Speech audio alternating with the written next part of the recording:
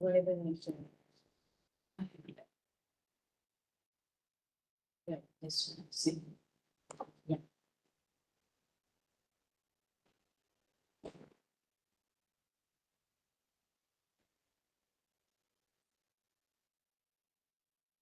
So, good afternoon, everybody, and welcome to the next session in this module 1.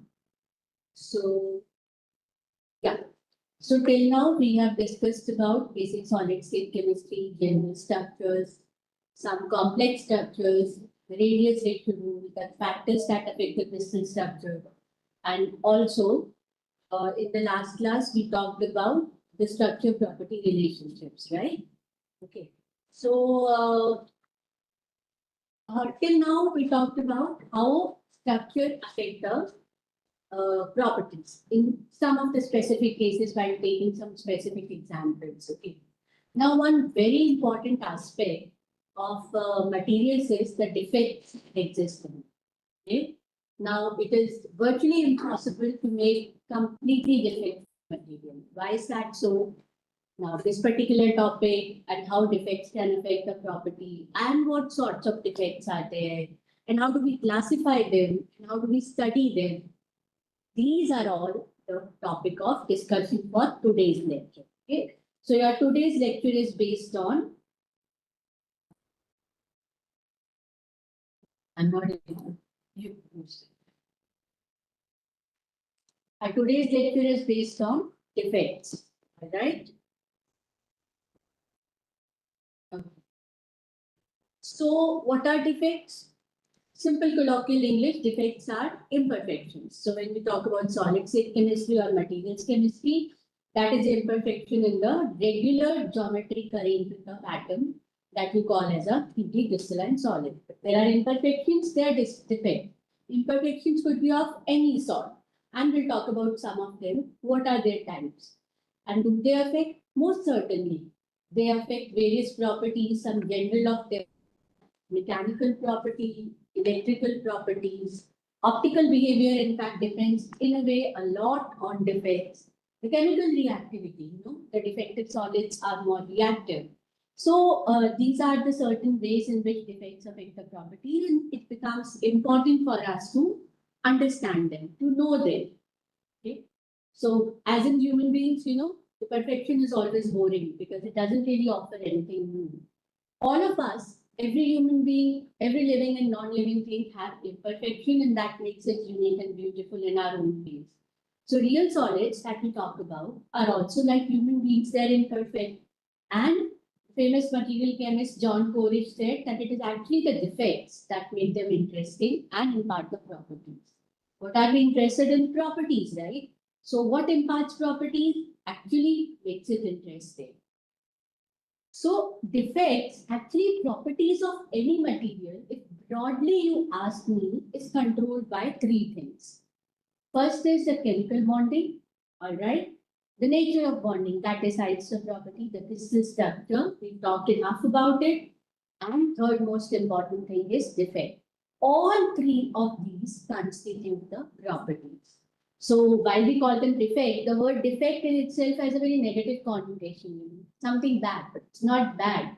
But they're actually the necessary evil that we need for the desired property to happen. Sometimes they're deliberately created so that we can have the property that we are looking for our specific application. And how and why do they occur at all? I just said that they occur. Some of them you can prevent, some of them you really cannot prevent at all. Even if you use the cleanest labs, the bestest method, still some of them are not possible to be prevented. And specifically, those kind of defects are because of thermodynamic reasons. Those you cannot prevent.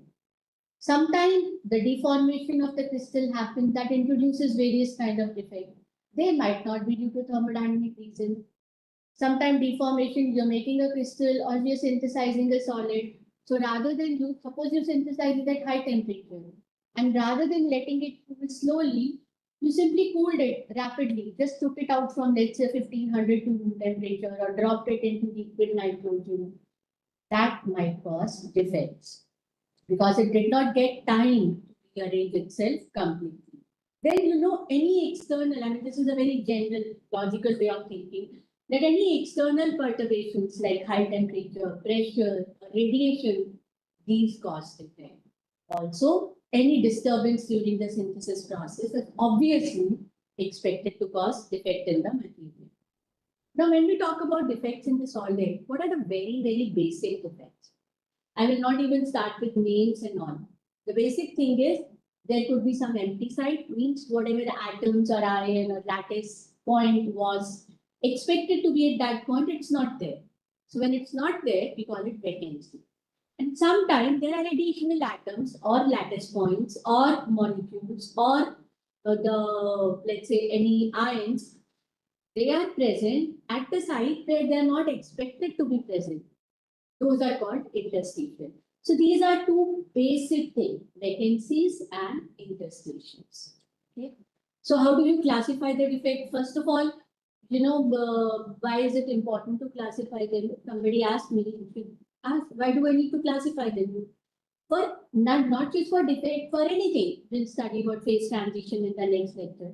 Why do we classify them? We classify them because if we put them in a particular class and we are not able to study everything about them, but we know that they belong to, by nature of some of their properties or characteristics, they belong to this particular class, then we can predict what are the other different properties associated with them. What would be? That is why, so it makes life a little simpler for us when we try to classify them. So the defects you can classify again on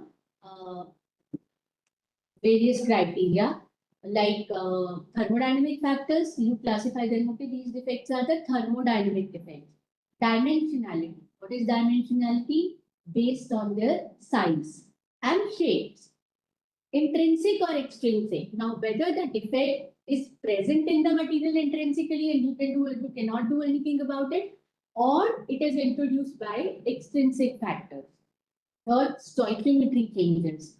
If you deliberately introduce some stoichiometric changes, those also lead to defect. So a particular type of defect can fall in more than one of these classifications. Right? For example, the thermodynamic defect is also the intrinsically generated defect. But these are various ways by which we can classify our defects. So what are, coming to the first class, what are thermodynamically generated defects? Okay. Now, every solid has a tendency, a thermodynamic tendency to acquire the defect. Why? Because all of you know entropy. The entropy of the universe tends to increase. The defect, they are associated with disorder, entropy, and they tend to impart some sort of stability. Free energy reduces. And that is why thermodynamically, you cannot prevent some defects to occur, and those are called thermodynamic. Now, what are the two important thermodynamic defects? Most of us start studying it from, let's say, 11th and 12th, and also study it in our UG and PGs, which are Schottky defect and Frenkel defect. Very basic defect. Schottky defect, nothing but a pair of missing cation and anion vacancy. Frenkel, a pair of vacancy and interstitial. Let's talk a little more about it. So Schottky defect is, from, let's say, I'll take the example of NaCl because that's the simplest thing to talk about. Suppose, now this is your, on the left-hand side, this is your perfect crystal. All the lattice sites are completely occupied. Cations are supposed to be where they are. Cations are where they're supposed to be, and anions are where they're supposed to be. Now, suppose, one of the, the cation is missing, then correspondingly, to maintain the electroneutrality, one of the anion also goes away. Now, this pair of cation and anion vacancies, they constitute Schottky defect. So, one Schottky defect is actually 2-point defects, which is a pair of cation and anion vacancies.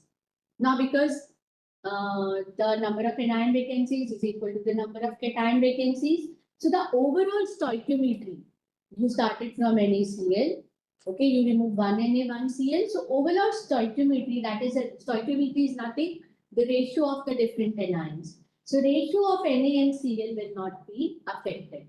There will be equal number of vacancies at both cationic and anionic size to maintain the electroneutrality.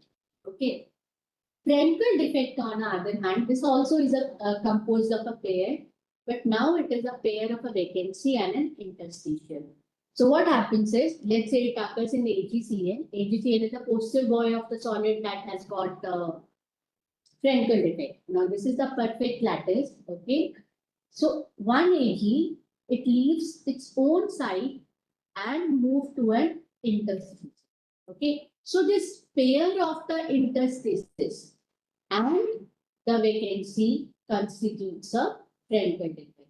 Again, because nothing is being removed, so the overall stoichiometry remains unaffected. There are equal number of vacancies and interstitials. Okay, so this schematic just shows both Schottky defect and a Frenkel defect in one slide. This is your Schottky defect where your anion and cation are missing. This is your Frenkel defect where cation has been dislodged from its usual site to the interstitial. And here I would want to make a point that a solid can have both. Okay, it's not that a solid will have only the Schottky defect or it will have only the Frenkel defect. It will have mix of both, but depending upon its structure, I'll try to explain a little later. The energetics, because ultimately these are thermodynamically generated effects. So they depend upon the energetics. The energetics favor one type of defect, either Schottky or Frenkel, and that would be present maximum. But it doesn't mean that the other one cannot be present or will not be present. All right. Okay. Now, a Frenkel defect may occur. Okay, we talked about Schottky. Schottky anyway affects both Ma'am, anionic. excuse me, ma'am. Yes, please. In the last slide, the image that we have seen, I do. It's not going to have the same stoichiometry, right? Because both these defects are present. Sorry. I'm saying that the stoichiometry will not remain the same if these two are present. It's in this image, the stoichiometry is not the same because It there's is an same. extra. It is same. That extra one has got displaced from its own lattice site, right? It is Yeah. not. It is not an extra species. It's not an extra species. It was supposed to be here, and it got dislodged from its position and went there. So the stoichiometry is same, right? Nothing has No, been but removed. no, but the black ion is still missing, right? Black ion is not missing. Which black ion is missing? You're talking The about one, these two sides? yes, one, yeah, this one. This is a short. Stoichiometry is not the total number of ions and cations. Stoichiometry is the ratio. Okay, you get that? When I say the stoichiometry of NaCl is not affected means that I do not say, let's say first, hypothetically, you had 100 Na and 100 Cl. Okay, now you will have 99 Na and 99 Cl, hypothetical situation, but the ratio of Na to Cl is same. That is Okay. stoichiometry. Got that? Okay. Okay. Okay. So shall we move forward? Sure, ma'am. Okay. So, okay, now Frenkel defect, as I said, Schottky defect, we just talk about, he also asked, we have a cation and an anion missing. So both the lattices, both the sublattices, not lattice, are affected. But in case of Frenkel, either both the cation can be dislodged and anion can be dislodged. Either one of them can be dislodged from its own position to the interstices. But mostly, it is the cations that are dislodged. That is, and why is it so? Because cations are smaller. So for them, it is more favorable to go and sit in the interstices, whereas they say there's no sound. Does everybody else also has a problem of sound? Am I audible to all of you? Ma'am, you're a little Yes, ma'am. echoey but coherent. Okay.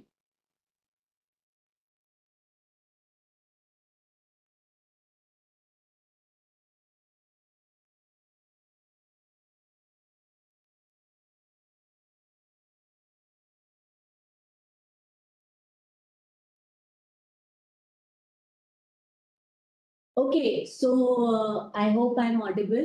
Okay, so yeah, so what I was mentioning, yes. So it is mostly the cations that get dislodged from their site because the cations are smaller and it is easier for them to occupy the interstices, and anions are a little bigger. But again, your fluoride structure CaF2, here you mostly get anion Frenkel, but the logic remains the same. In this particular case, the anion is smaller. Okay. So in these solids, you mostly get anion Frenkel. Similarly, for UO2, uranium is much bigger than oxide ion, so you will mostly get anion oxide Frenkel. Okay, so that is just a general thing. Now, I said all of these are, both of these are thermodynamically generated defect. And why do we call it thermodynamically generated defect? Not going too much into mathematics, but let us just come back to this particular relation. So, all of us know about this thing. Delta G is equal to delta H minus T delta S. Okay. Now just remember this. Now when you create, let's assume you have a completely defect-free solid. Just assume that.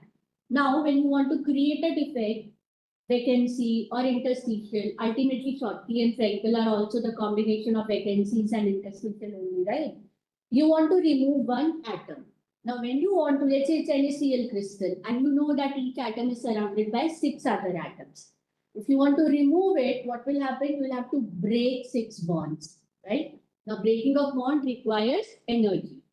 That means the enthalpy, if it requires energy, means delta H is positive. Okay. So delta H increases. If you look at this graph, this scale is energy. I mean, it shows all the sorts of energy that is possible, whether it is entropy or free energy or enthalpy, and these are the trends. So whenever you want to create, remove an atom from its lattice side or ion from its lattice side, you'll have to break bonds. So whenever you want to do it, the enthalpy would be positive and it would go on increasing, right? But suppose when you are at the starting point, the crystal is perfectly ordered, no defect, and you are removing only one atom. So it creates some sort of disorder. I mean, you can create that vacancy. Let's say we are talking about 1 mole of cation. Now you can create one out of 6 into 10 raised to the power 23 positions possible, right? That causes a entropy. This is called configurational entropy. The liberty that is available to you to choose any of these 10 raised to the power 23 positions. Okay.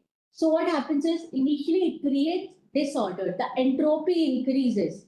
Okay. So when entropy increases, your minus T delta S will increase in the negative direction. There will be disorder. Now, when you remove, this was the first atom. Now you remove the second atom. Delta H is still positive. Delta S is still negative. Now, suppose you keep on increasing and now you have created disorder 10%, which is like a huge disorder. But now what happens is delta H will remain positive.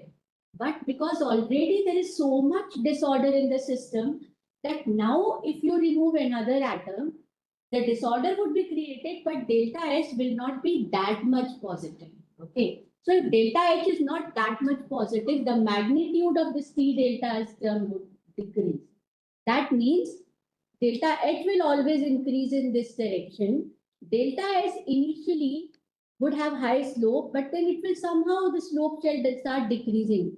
At some point, your delta H and your T delta S will become equal, and the delta G would be 0, which would be the equilibrium position. So free energy change would vary like this. Okay. So this is now on x-axis, I have defect concentration. So this number, right, this is the minimum number of defects that would be present in your material. Howsoever hard you try, this number of defect concentration will be present. Okay. So another interesting thing now, what happens when you increase the temperature? Now, as you increase the temperature, this T delta S, this becoming, this equating your delta H will shift to a higher value. So at high temperature, if this is your, let's say, variation of free energy at temperature T1, and if I say I increase the temperature, T2 is greater than T1, then what happens is this will take some more time to become equal. And now the equilibrium defect concentration becomes here. So if this was N1, this is N2, and N2 is greater than N1. Still higher temperature, it will shift to here, N3. So N3 is greater than N2 is greater than 1. So equilibrium defect concentration increases with temperature. Okay, I hope it is clear. So this slide explains the reason why thermodynamic defects occur and what is their variation with temperature. All right, now which defect would be created? Just few minutes back I told you, crystal will have both type of defect. But which would be the predominant defect? The one that is easiest to form, that is the one that has the smallest delta H, will be the defect that will be created. And for the one for which the free energy minimum occurs at the highest defect concentration. That's the rule. It's delta H minus T delta S. Enthalpy as less as possible, disorder as high as possible. So these are the two factors that control which defects would be favored by your system. Now this particular table I've taken from ARS. So if you want any references, ARS by far to me is the best book for understanding solid state chemistry. And of course there are other books once you start going into specialized topic. Okay. So alkali halides like rock salt, they have predominant Schottky defect. Okay. Then CaCl, again Schottky defect. However, if you look at AgCl, which has the structure same as NaCl, this has Frenkel defect. Okay. And why is that so? That we'll talk about a little later. Okay, now here a little bit of derivation and a little bit of formula, because just don't go into the complexity. You can read it later on, but I'll just explain you the concept behind it so that it doesn't feel daunting to you. Okay. What actually this particular derivation is trying to do, we talked about the number of defects at a particular temperature. That means this is all energetics, right? So how to relate the number of defects produced thermodynamically at a particular temperature? Okay. Now I told you this particular entropy that which actually corresponds to how many positions you can actually create a defect on. The more the number of positions, more is the entropy. And there are different type of entropies, but this particular entropy we call configurational entropy. What are the different configurations possible? Okay. So the configurational entropy is given by K log natural W. Now, what is W? W means the number of ways, which I just explained, of distributing. Okay, let me just start from the beginning. Let's say your total number of sites are n. You have n lattice sites, okay? And you have to create small n S defect. I call it S because we are talking about Schottky. This is the total number of lattice sites, and this is the number of defects you want to create or that are created. You don't want to create. These are thermodynamically generated defects. So entropy is K log natural W. Now, W is the number of ways by which nth number of defects can be created on total n possible sites. And K we all know is a Boltzmann constant. Okay. Now, probability theory, this is something that you'll have to assume because otherwise you'll have to read probability theory. Probability theory says that number of ways in which you can create NS defect on n lattice site is given by n factorial upon n minus n factorial into n factorial, right? Now, for us, we are calling small n as ns, okay? Now, because in the Schottky defect, cation vacancies are equal to anion vacancies, right? So the probability of creating if NS defect on cationic side will be equal to the probability of creating NS defect on the anionic side. That means I can say the WC, that is cationic, is equal to WA, and from this formula, it is equal to n factorial upon n minus ns factorial into ns factorial. Okay. Now, when we have two probabilities, the total probability is a multiplication of this. So total W, because each Schottky defect is a combination of a cation vacancy and anion vacancy. So the total probability is multiplication of WC and WA. Right? So now we know these are WC and WA. So what is it? Now delta S is K log natural W. So K log natural, the expression that we had earlier, square of that, WC into W. So now when you know in log natural, this exponent square 2 will come in the front. So 2K log natural, this particular term. Okay. Now we have to solve it. So there is something called Stirling approximation. Okay. Huh? And when n is much larger than 1, which is for us the case, because let's say we are talking about 1 mole of the lattice size. Log natural, and because ultimately when we open this term, it will be 2k log natural n factorial minus 2k log natural n minus ns factorial minus 2k log natural ns factorial, right? So we have to find an expression for log natural n factorial. So it says when your n is much greater than 1, you can simplify log natural n factorial like this. N log natural n minus n. Okay. Then you open this. All right. It will, whatever I just said a minute, few seconds before, few seconds ago. And then you open this and you will get something like this. Open this and use this approximation. You'll get this. Okay. Now, delta G is, now this was delta S, right? Your delta G is delta H minus T delta H. Okay. Now, what is delta H?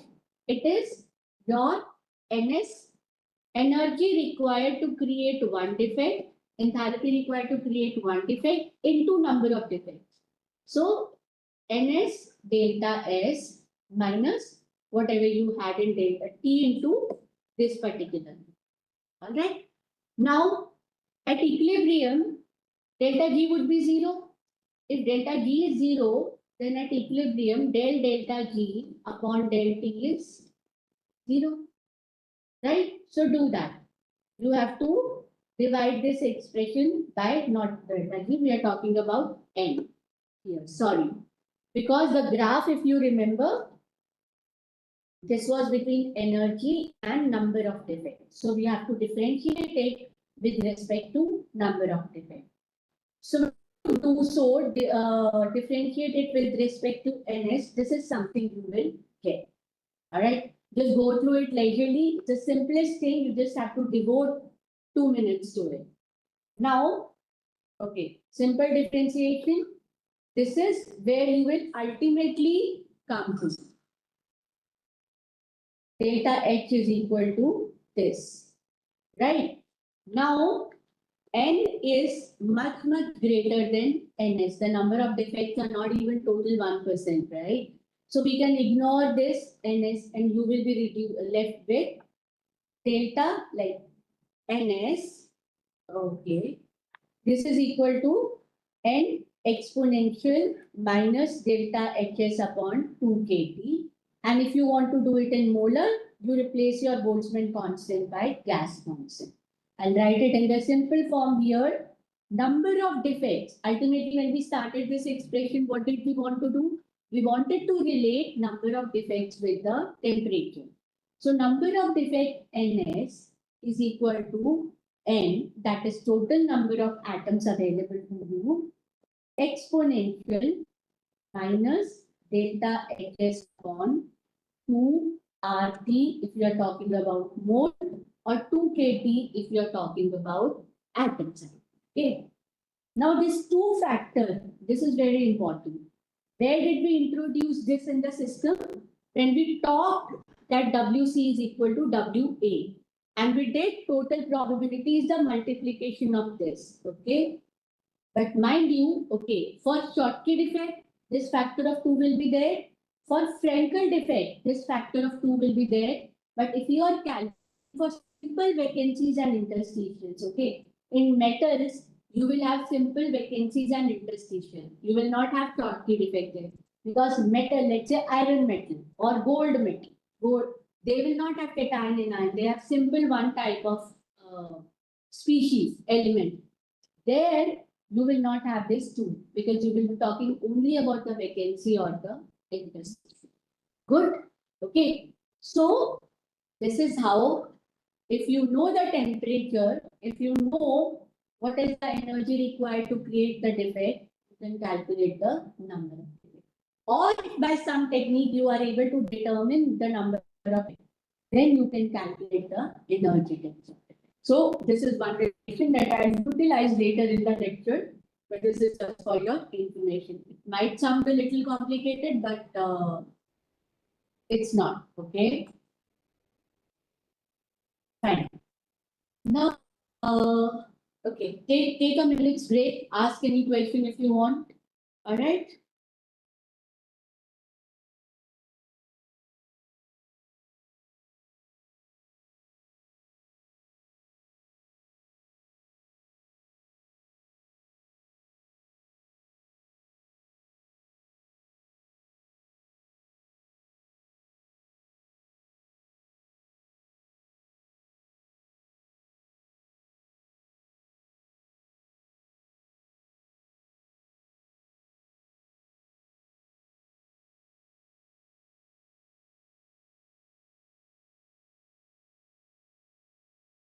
Any doubt so far?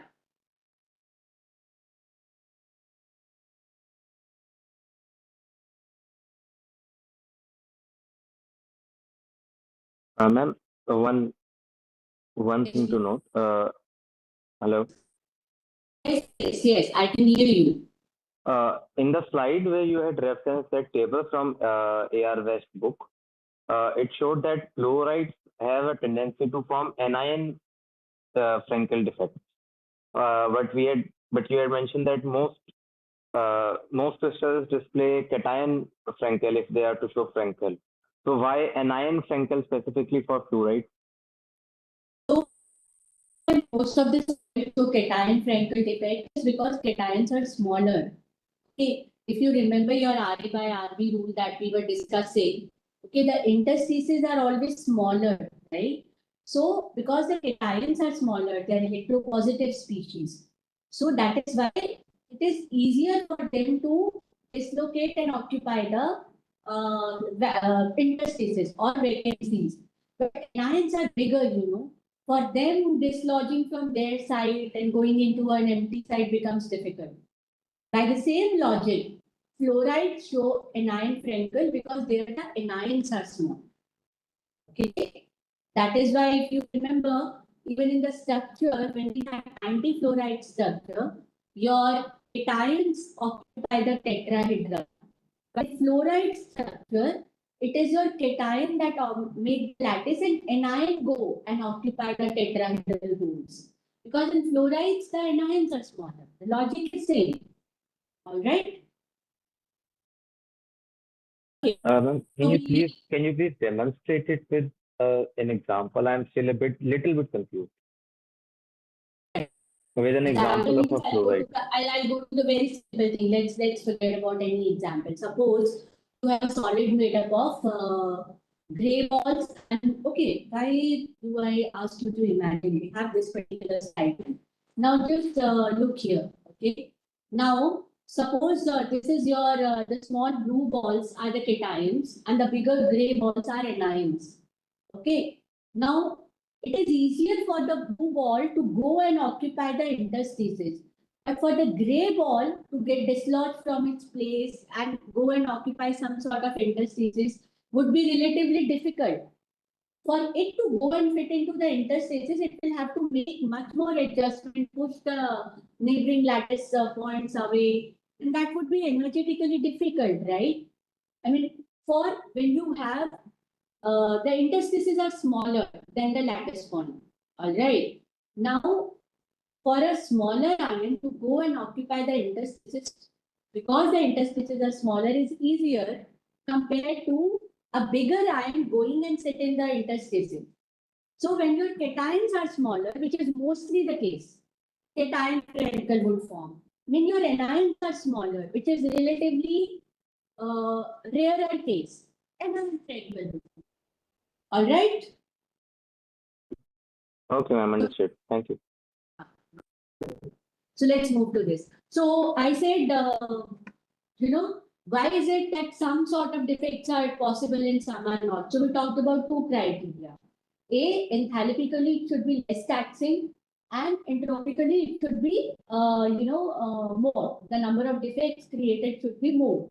So that's what it favors. So I'll show you just one example. Now NaCl and AgCl, same stoichiometry. NaCl and AgCl, same crystal structure. Then NaCl form Schottky defect, but AgCl form Frenkel defect. And why is that so? So this particular slide tries to explain that in a relatively simpler terms. Okay. Now, see, if you remember your rock salt structure, this is your rock salt structure, unit cell.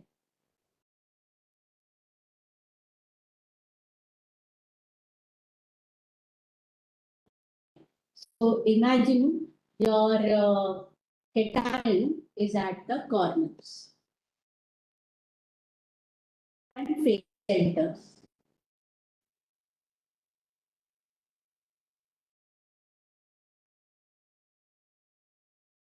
And will occupy the edge center.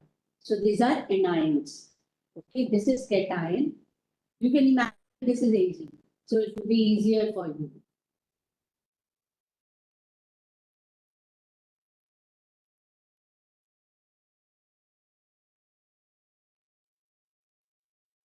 And at the okay. Now this particular cube is actually 1/8 of the cube. So if you consider this as one corner, Ag, okay, this round is here, Cl, this round is Cl, and this is Ag. Okay. So if you imagine that small 1/8 cube here, this is what you get. So just concentrate on this because these are the body center is already occupied. These small tetrahedra in 1/8 of the cube are the vacancies that are available, right? So those vacancies have to be utilized. I mean, if any interstitial has to form. Now, when the interstitial form, what happens is when the Frenkel defect form, the cation, that is Ag, it goes into the interstices, it goes into the tetrahedral form. Okay. Now, Ag, all of you know, is a, more polarizable ion. Polarizable ion means its electron cloud can be polarized because it's not highly electropositive. Now, in this particular interstices is surrounded by 4 chloride. Anyway, these 4 chloride will stabilize this defect because Ag is positive and Cls are negative. So attraction would be there. But you have to take care of one thing, that this particular site is also surrounded by 4 electropositive ions. Now this one is anyway gone. 3 electropositive ions. Sorry, positive ions. Now, because Ag is not that electropositive, so it will rather form a Frenkel defect. But you imagine if sodium was there. Now, sodium is a highly electropositive ion. Imagine sodium sitting close to 3 other positive sodium ions. It will be very uncomfortable in that position. So, energetically, an Ag sitting in this interstices is much, much easier as compared to a sodium ion sitting in this interstices. Okay. So, that is why AgCl forms Frenkel defect, but NaCl energetically forming Frenkel defect is not very lucrative idea. So it for its thermodynamical constraint, it prefers forming the Schottky defect. Okay, so that's a very simple example of how the crystal structure controls the defect that are thermodynamically generated. All right. Now, typical values of defect concentration. I just told you that simple ionic solids, they've got very low defect concentration. However, even the small changes in energetics can lead to a lot of difference in defect concentration. This table just gives an idea. Okay. So if your, let's say, energy to create defect, we saw delta H is the energy to create one defect. Suppose it was this value. Then at 300K, the number of defects were this, not the number of defects, the ratio. Okay. It was this, but as soon as you go to 1000, see how much increase happened. From 10 raised to the power minus 27 to 10 raised to the power minus 8. That is the ratio. That is how much it increased. And even for same temperature, for 300, if your delta H is this, and if you reduce it by 5 times, you make it 10 raised to the power minus 19 joules, make it easier. Let's say you decrease the energy required to create a defect. See the difference in the number of defects that happen. Minus 27 to minus 6. Okay. So that means even a small change in energetics can cause a sea change in the number of defect concentration. Okay. So that kind of winds up the thermodynamically generated defect. And we move on to a different kind of defect which we call as color center. Again, many of you would have encountered it if you already do materials chemistry. So for us, like, okay, let's talk about the easier defect, the easiest defect, F center. What is an F center? Actually, it is a short form for Farbe-Center. Now, this is a German word which means color defect. Okay. So, F center is nothing but an anion vacancy occupied by an electron. Okay. Suppose, again, I'll come back to NaCl only. Now, Cl minus has got one negative charge.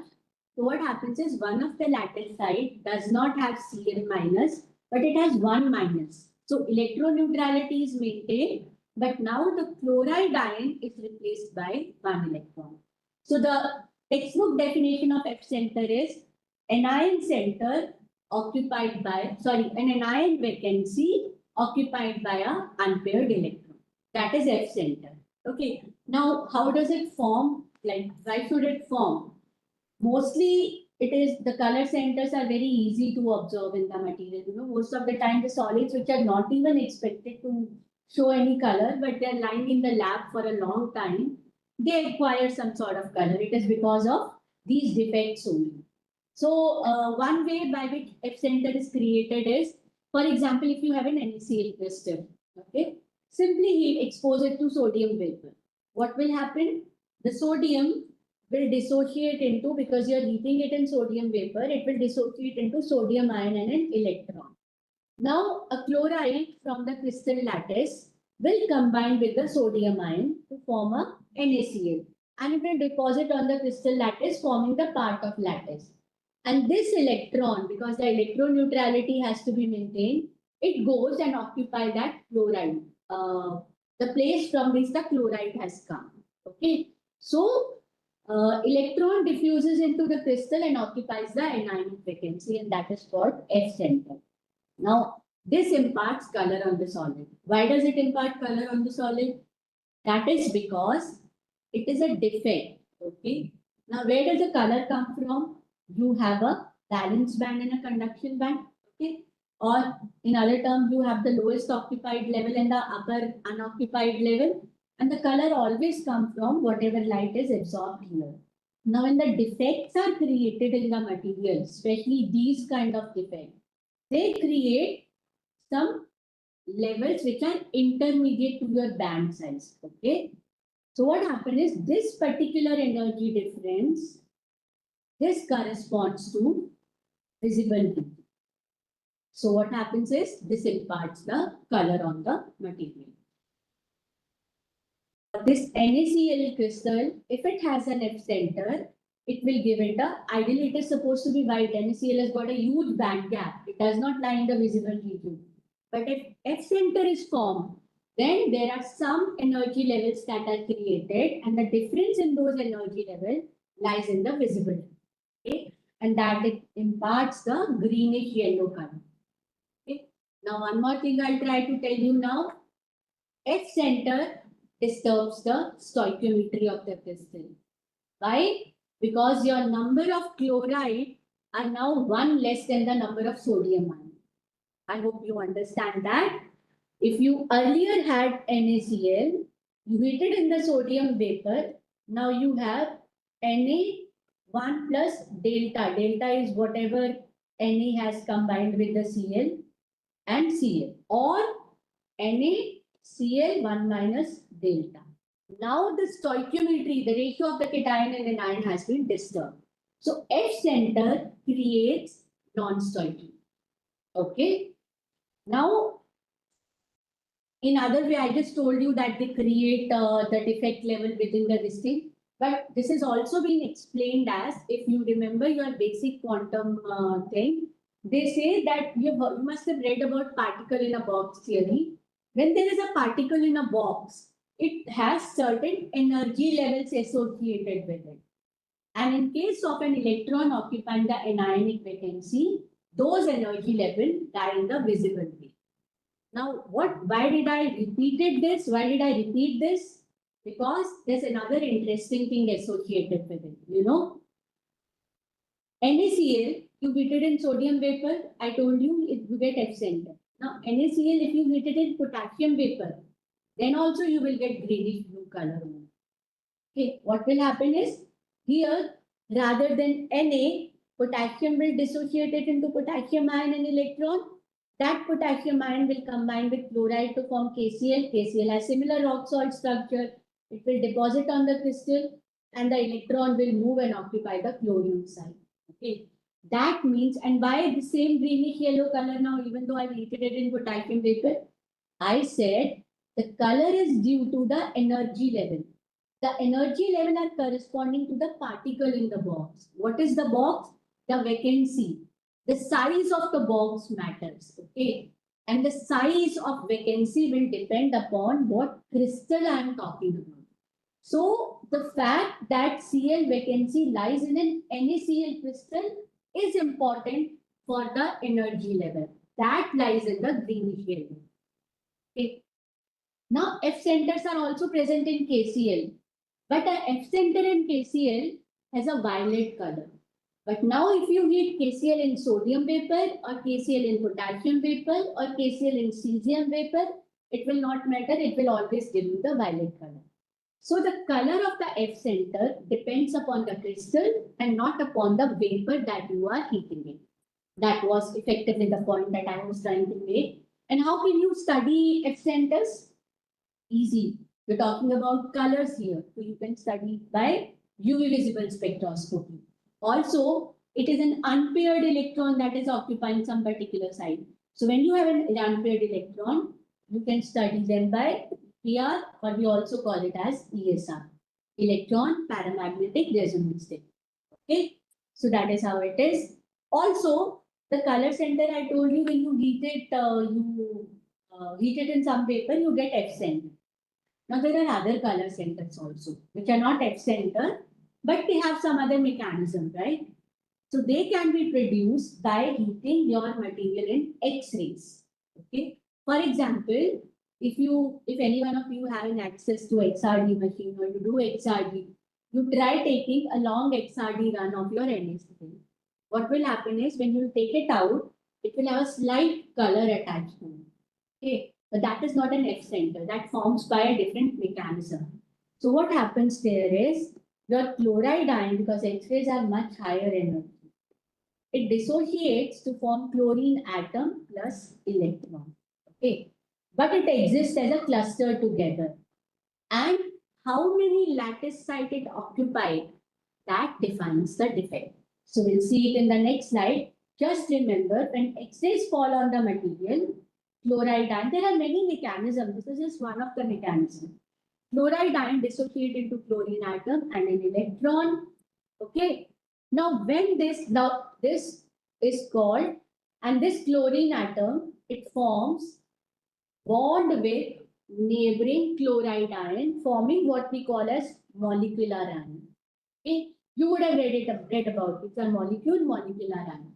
Now, in this defect Cl2 minus, it occupies two sites. For example, this is a total defect and it is occupying two lattice sites in your crystal structure. That is called H cell. Okay. When this defect Cl2 minus, chloride molecule ion, it occupies only one site. It is occupying one lattice site. We call it V center. Okay, these are just nomenclatures, right? And there are certain other types of color center. Now, why do we study about these color centers? There are different type of them. People who do radiation dosimetry, okay, those kind of those people, they encounter these sort of defect, and that is how they become important. There's something called M center. Now, when you have two F center which are lying very close, the next neighboring lattice site, it is called M center.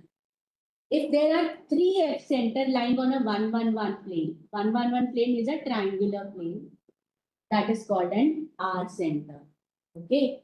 F prime, what is it? You know F center? F center is an electron occupying an anion vacancy. If by some mechanism, see when radiation passes through the material, when you apply high temperatures, high pressure, sometimes they create non-equilibrium defects. Okay, and this is how these kind of situations might happen.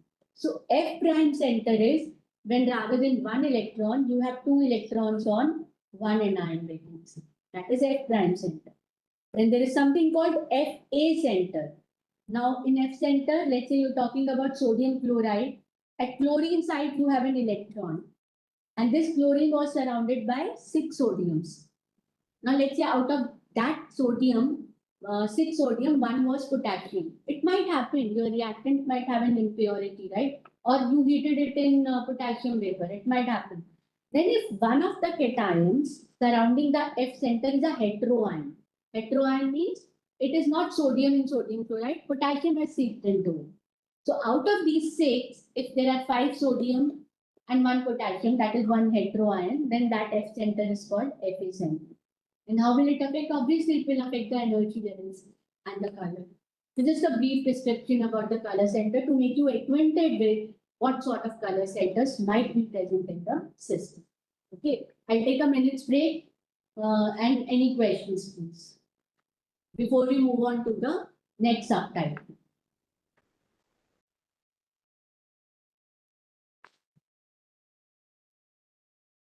Ma'am, is the color permanent? That the color that they procure, is it permanent? It can be removed also if you heat them, anneal them, slow cool them, that can be removed. But most of the time F centers are stable. All the color centers are not stable, but F centers are stable. Okay, it also happens, I don't know if you have worked with high temperature chemistry. If you want to synthesize something by solid state, many a times when you sinter your solid up to very high temperature, you get slight color on your surface. Of course, that is not due to color center, but other defects might happen. And defects impart color on your material. In fact, ruby, what is ruby? It is your defect in the alumina crystal only, chromium in alumina. So defects are very, very important for the properties, and color is one of them. And ma'am, do we also get do we only get such colors, or do we also get the luminescence? I don't know how to describe. Yes. Yeah, the glow, luminescence. Yes. Yeah, luminescence happen. Glow, I don't know. Glow is because of long, persistent luminescence. Okay, but luminescence, yes, defects are actually defects are one of the important ways to make luminescent materials. Yes. See, ultimately, defects are tampering your energy levels of the system. Valence band or conduction band are responsible for what your optical properties would be. And these things, the defects, whatever the defect could be, not just color center, even Schottky, Frenkel, introducing any heteroion deliberately. Now, these defects will create energy level between your valence and conduction band, or the LUMO and HOMO, or whatever you call it. And you know that their positioning will depend upon what is the type of defect. And that affects the optical property. That affects electrical properties also. As I said, defect is the most important ways of altering property other than crystal structure. Okay, ma'am. Okay.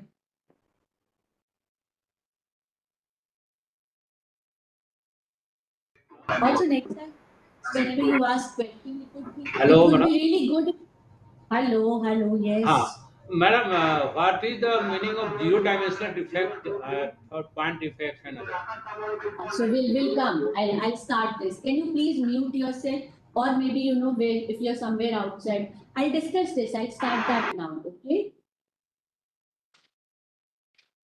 All right. So now this was the classification of defect based upon for thermodynamics, and then we studied about color center. I told you that there are various ways we can classify the defect. Another way is to classify them based on their size, which is also called dimensionality or dimensions. So based on dimensionality, you have 0D defect, 1D defect, 2D defect, and 3D defect.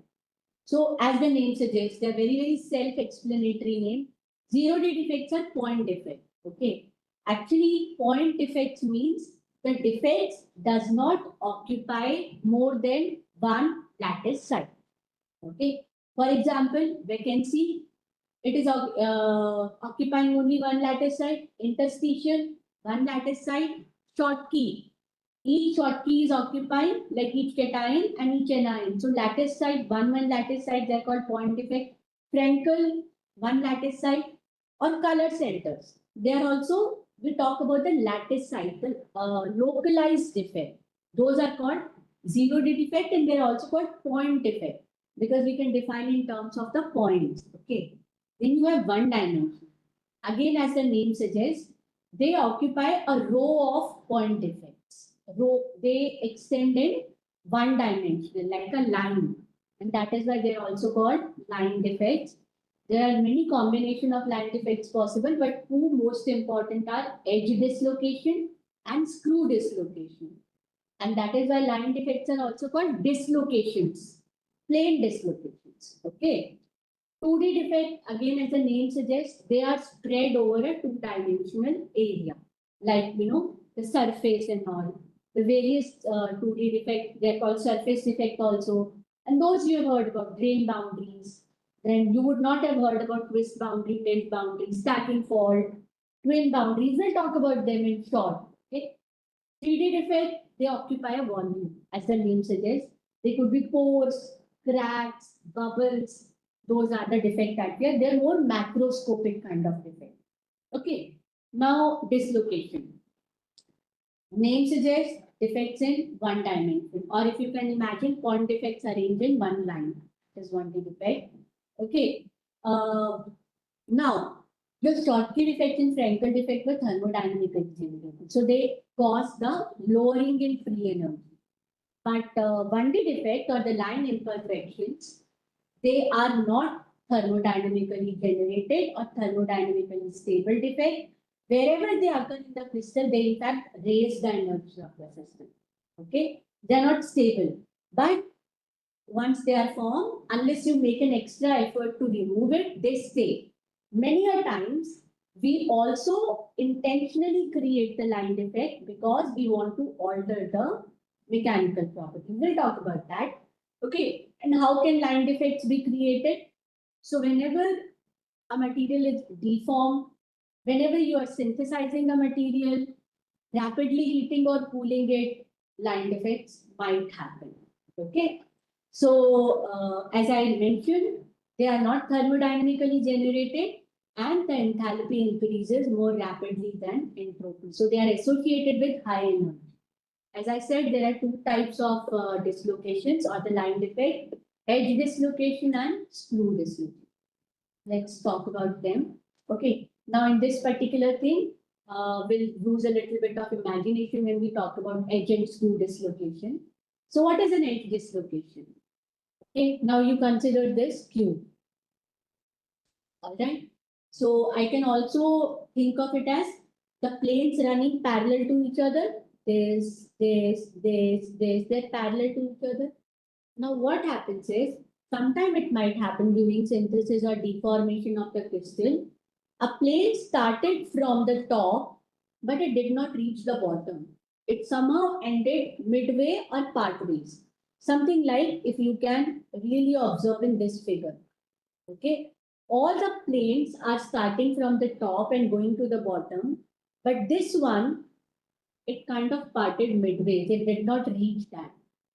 Now, the line that is parallel to the, like if I put a pointer on my screen or the plane of paper, the line that is going inside along this plane where it has terminated, that line is called edge dislocation. Okay, I'll repeat it again. Edge dislocation, if you have a plane that starts from the top but does not reach the bottom, okay, it part midways, then the line associated with that plane which is parted midways, that is called edge dislocation. Now this is the visualization in terms of plane. If I visualize what happens in terms of arrangement of atom on the surface, if there was no dislocation at all, this is how it would have looked. Okay. But now if there was a plane which started from the top but did not reach the bottom, what will happen is you concentrate on this particular, this thing, you have 1, 2, 3, and 4. It started, but it did not reach the bottom. So if I place my point here, my pen here at this particular point, at this point, then the line that goes inside the plane of paper, that is edge dislocation. Then why do I say that they're associated with high energy? If you just consider above edge dislocation, okay, the atoms are supposed to be, tightening towards each other, crowded in this row. And below this, they're expanded. And both the reason, if we consider the potential energy curve along with R, the energy is minimum at R naught, which is the equilibrium value. If we internuclear distance goes to this side or this side, the energy increases. That is why the line defects are associated with high energy. Because above the edge dislocation, the atoms are constricted, compressed. Below that, they are actually kind of expanded. Okay. So again, another way to look at it, let's say you imagine this cube. This is your set. And now I want you to concentrate on this plane A, B, C, and D. Okay. Now you place your hand on this part of the top plane and try to push it towards left. Place a hand on this part and try to push it towards left, taking care that it does not go beyond this line. So what will happen is something like this, okay? Wherein your first plane now merges with the second plane at the bottom, second with the third with the fourth, till you reach this point. And because you have maintained this constant, you have not let it move in this direction, this particular plane will have no counterpart in the bottom half. Okay. So this line EF is your edge dislocation. I hope it is clear. Okay. So edge dislocation is represented by like this, a plane that started from top and did not reach the bottom, or this way. All right, it might happen this way also, that a plane started from the bottom but did not reach completely top. Okay, so that is how we define, this is your edge dislocation. All right.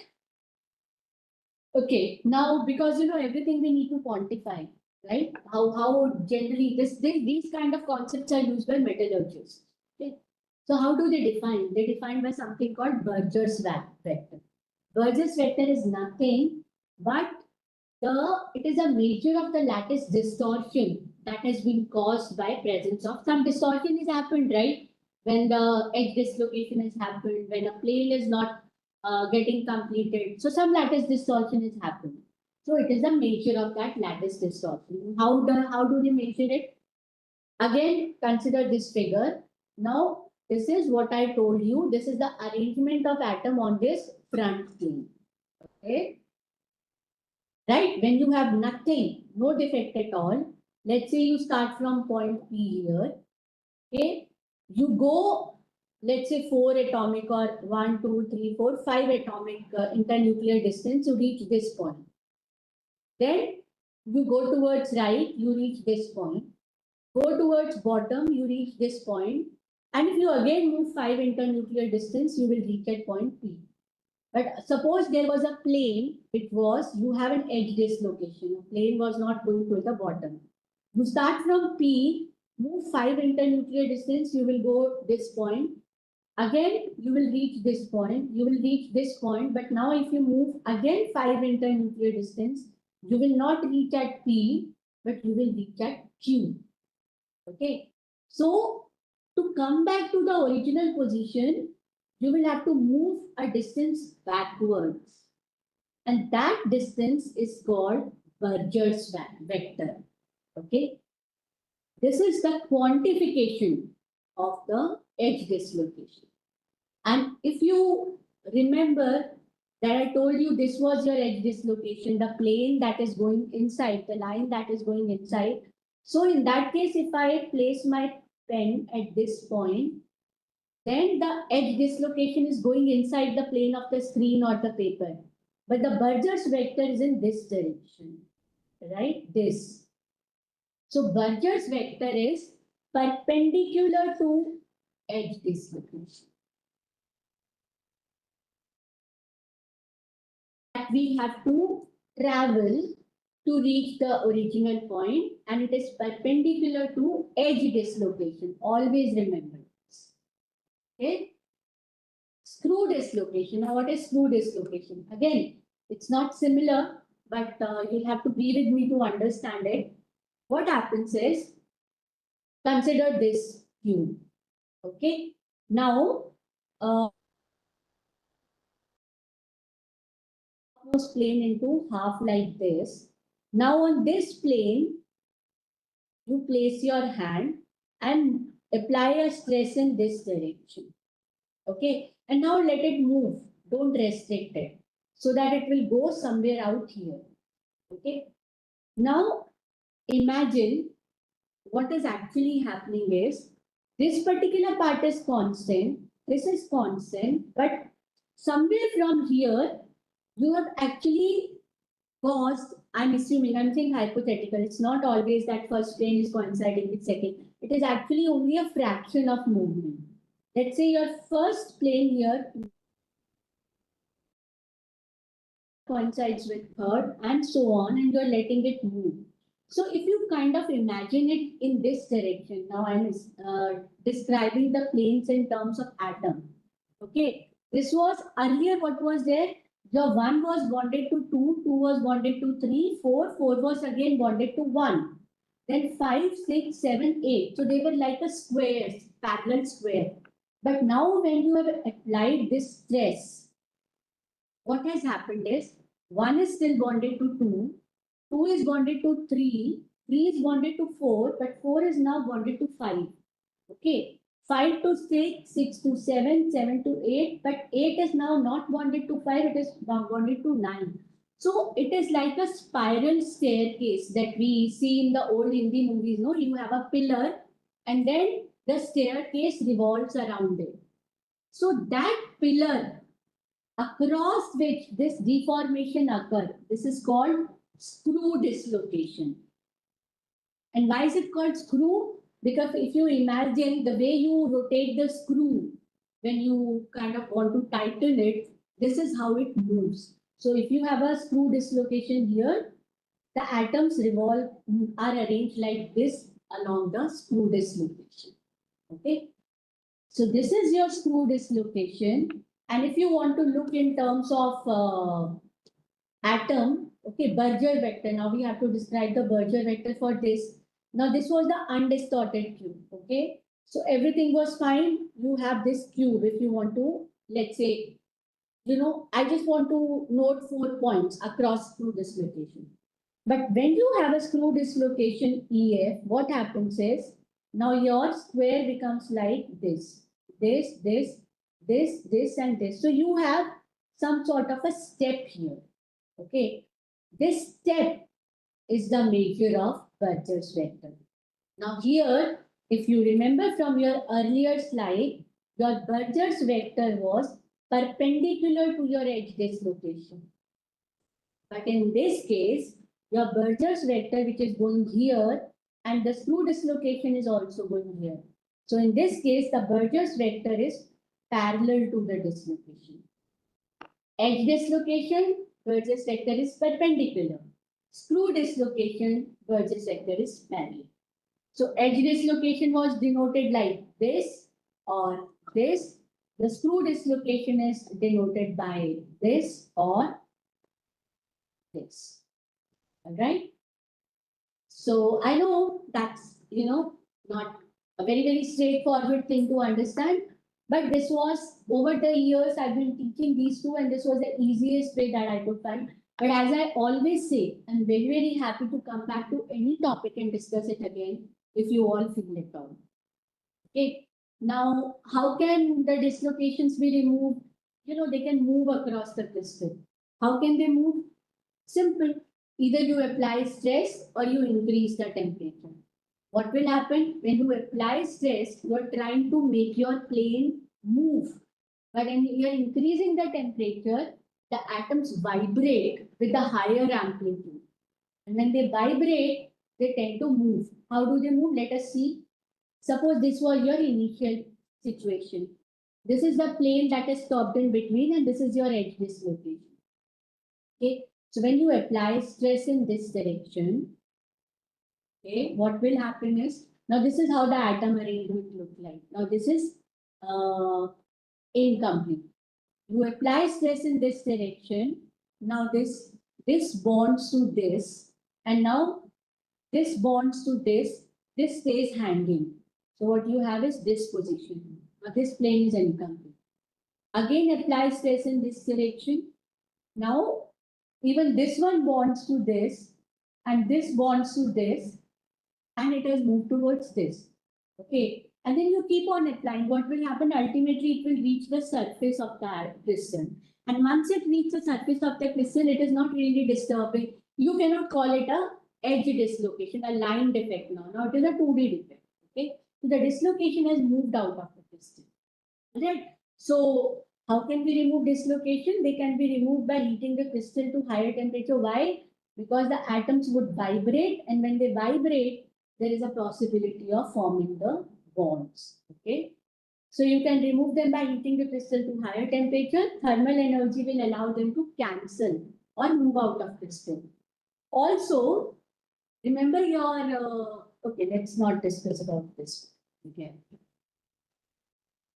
Okay. 30 seconds break before we start the 2D defense. All right.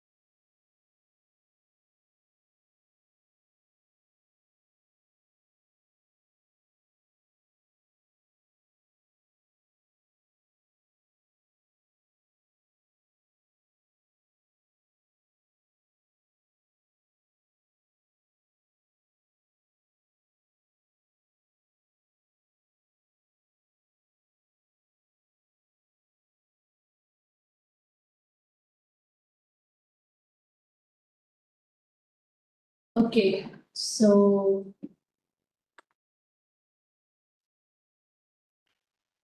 2D defect, as the name suggests, is two-dimensional. It covers a surface area. The region of distortion is about few atomic diameters. Again, like line defects, they are not thermodynamically stable and they are associated with higher energy. Okay, so let us study some of the 2D defects that are possible. See, first of all, the surface of the crystal itself is 2D defect. Okay, imagine your cubic close packing or hexagonal close packing. We said each atom has a coordination number of 12, right? But the atoms that are lying on the surface, for them, the coordination number is not 12. So they have some unsatisfied bonds. And unsatisfied bonds are associated with high energy. Okay. So when the bonds are broken there on the surface, they itself contribute to defect. So the surface area of the solid is the first 2D defect that we can think of. Okay, the second one is grain boundary. Now, what is a grain boundary? Let's say you are growing a crystal. Okay, in a melt, you have your reactants and the product nuclei start forming. So initially what happens is at various points in your reaction medium, the small nucleation will occur at different points. Alright? And then around those nuclei, the atoms or the ions, they will keep on going and rearranging them. Okay. The nuclei will keep on attracting and growing in size. One point will come when the attraction force on the atoms is equal and opposite from 2 or 3 nuclei. Now, those atoms or ions, they will not be able to arrange them in the crystal structure of the growing nuclei, which is the crystal structure of the product. So, they will adopt some lower symmetry form, and that is what constitutes the grain bound. Okay, I'll explain again. So when the crystals are being grown from the melt or when a solid state reaction is happening, the nuclei are formed at different positions, okay? And then they keep on attracting atoms towards themselves and keep on growing in size. So the incoming atoms are attracted by different nuclei, and they will keep on growing. At some point, something will happen that this incoming atom will feel equal and opposite force from both of them. So it will not be able to go to either of the growing. Now it is not a nuclei, it is a crystalline. So it will adopt some compromise position, and that constitutes what we call grain boundary. So this is a schematic of what you can call as these are different crystallites, and all of them have same crystal structure, just that they're oriented by some angle. Their angles are different. And the boundary between them, these are called grain boundaries. Okay, grain boundaries have tremendous effect on the properties like conductivity, the mechanical properties. So this is how, let's say you have a grain B that was growing, grain A, this is grain B. They have the same crystal structure, but now they are oriented in some different angle. Okay. So this is how when you record SEM, you're very clearly able to see the grain boundaries. This is a typical SEM. Okay. So these different color particles are grain, and why are they different color? Because probably they have different compositions. Okay. So this might be the BSE image, the backscattered image, and the grain boundaries are clearly visible. Okay. Now tilt and twist boundaries. Okay. Now, okay. Grain boundaries can actually be expressed in terms of line dislocations. I mean, you can represent it as a combination of line dislocation. For example, now these are two grains, all right, having different orientation. And this is somehow their grain boundary. I don't want to color it right now, but this is the grain boundary. If you see, you can represent this grain boundary in terms of small edge dislocation. How? See, this is the edge that started from here and then broke here. Okay. This one came here, broke here. This one came here, broke here. So this particular grain boundary, okay, because it is not just one line, grain boundary has, it's a surface defect. So it has the depth of few atomic diameters. It can be represented in terms of edge dislocation, a combination of edge dislocation. So the grain boundaries that can be represented in terms of two or more edge dislocation, they are called tilt boundaries. Okay? And if the grain boundary can be represented in terms of two or more screw dislocations, they are called twist boundaries. So tilt boundary, when you can express your grain boundary in terms of the combination of two or more edge dislocation. Twist boundary, when your grain boundary can be represented in terms of two or more screw dislocation. And how do you reduce grain boundary? If I want you to remove or reduce grain boundary, simply heat them. Increase the temperature. Because when temperature increases, the smaller grain, they combine to form larger grains. Now the grain size increases and the number of grain reduces. When the number of grain reduces, obviously the boundaries between them reduce. Okay? So grain boundaries can be reduced by annealing your solid or product to the higher temperature. Now interface boundary is nothing, again a grain boundary, but now the two grains that it separate, they have different composition. They do not belong to same compound. Okay, so suppose you are making MgAl2O4 from MgO and aluminum. Okay, and the reaction is not completed. So your solid will have MgAl2O4 and it will have MgO and it will also have Al2O3. Okay, now all of them will exist as grain, right? So the boundary between an MgAl2O4 grain and an MgO grain, or this and this, or this and this, because those boundaries are separating two grains of different composition, they are called interphase boundaries. Okay, fine.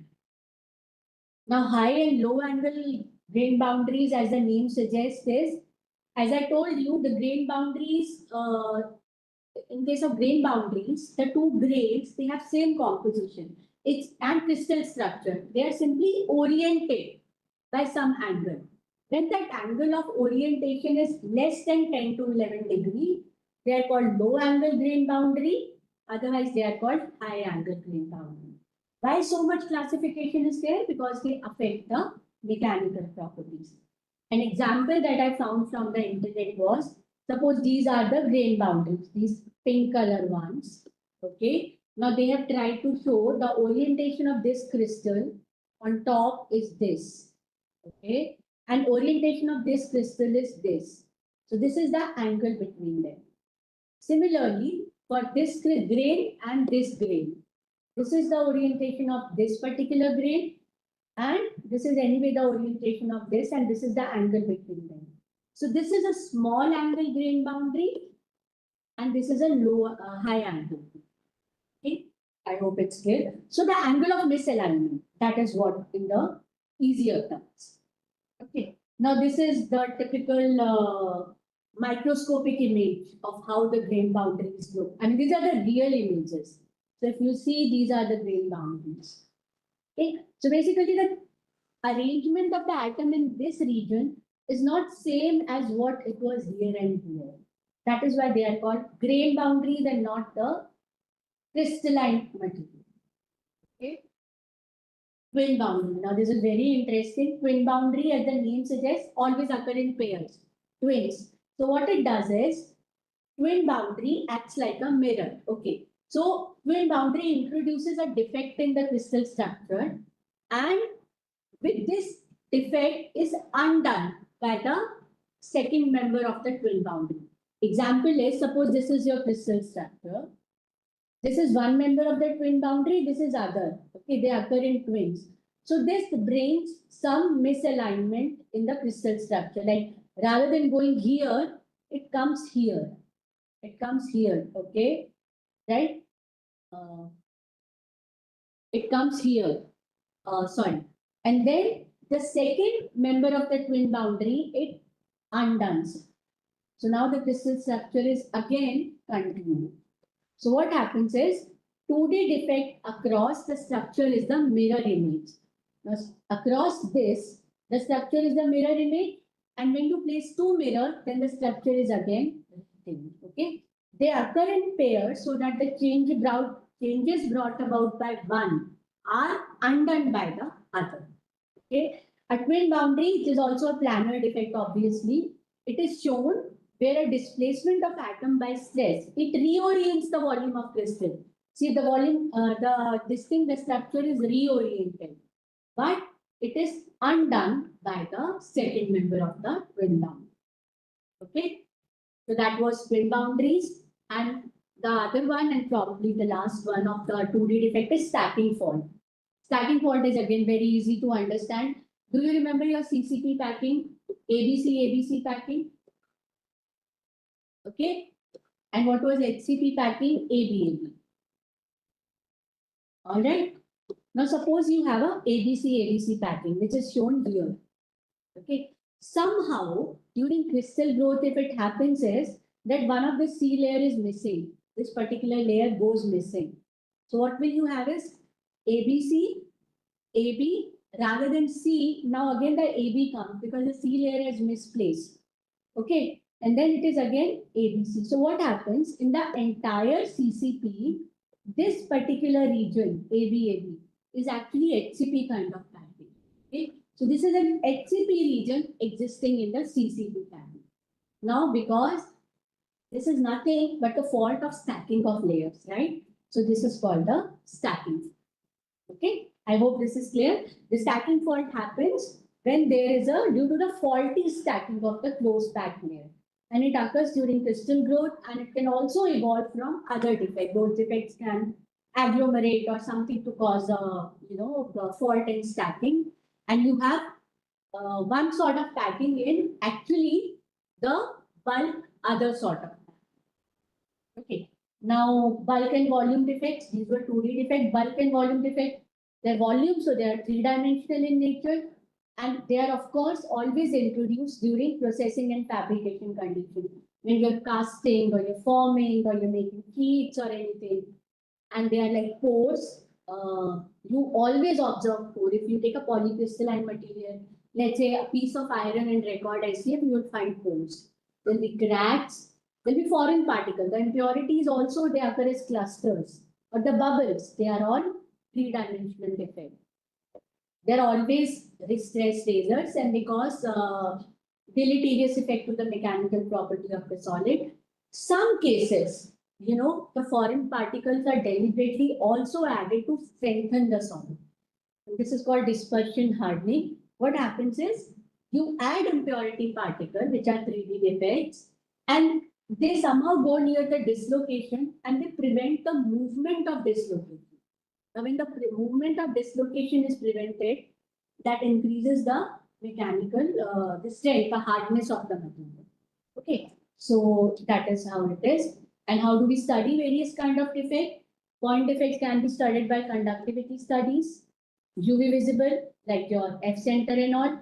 Dielectric studies, because when you have point defect, that affect the dielectric constant of the material. Also dilatometric studies, especially the Schottky defect. What is dilatometry?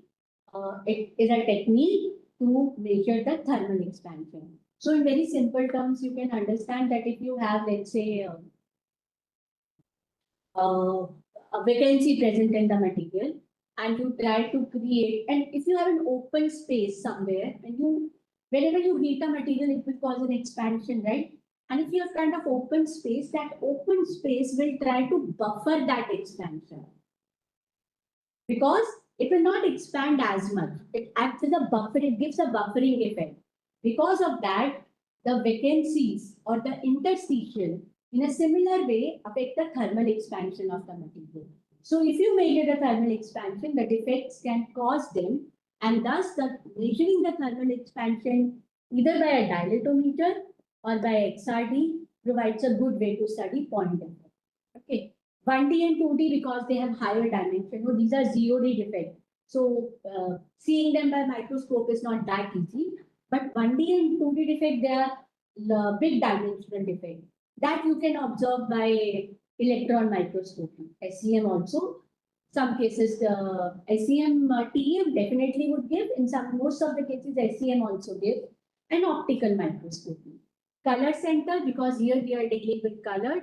So UV visible spectroscopy, X-ray spectroscopy, EPR, as I told you, EPR also can tell us about the color center. Okay, so that's it for now. This is, I just explained how we can use conductivity to study the defects, but not too important. If you want, you go through it and let me know if any problem. So what did we learn today? Defects and why do they occur? How do we classify them? How do we determine the concentration of thermodynamically generated defect? Classification based on dimensions and how to study these defects. Okay, so that's it from me. Any doubt? Please ask. Now, next class, mail me if you want. Every lecture I give my mail ID, but it's pretty simple to remember. It's vinita@brc.uk.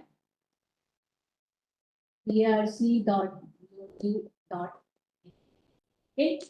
So thank you, and I'm here for another minute. If anything that you want to ask.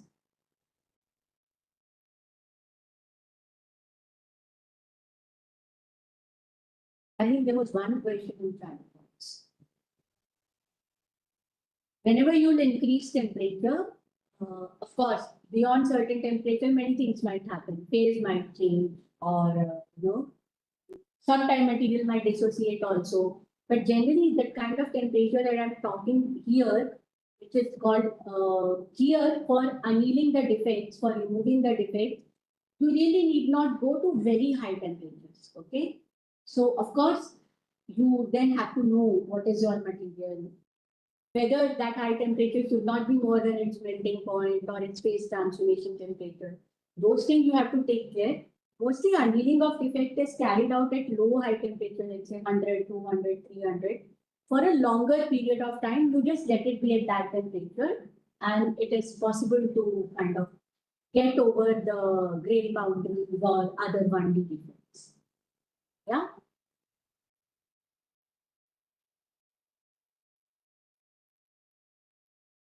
Okay. Anything else? It is really wonderful when you ask questions, no? Because it's always good to have a two-way traffic.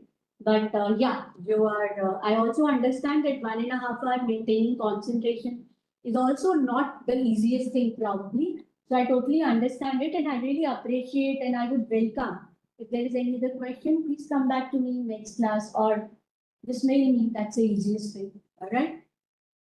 Okay then. A good day, all of you, and we shall now meet on Monday again. All right. Thank you.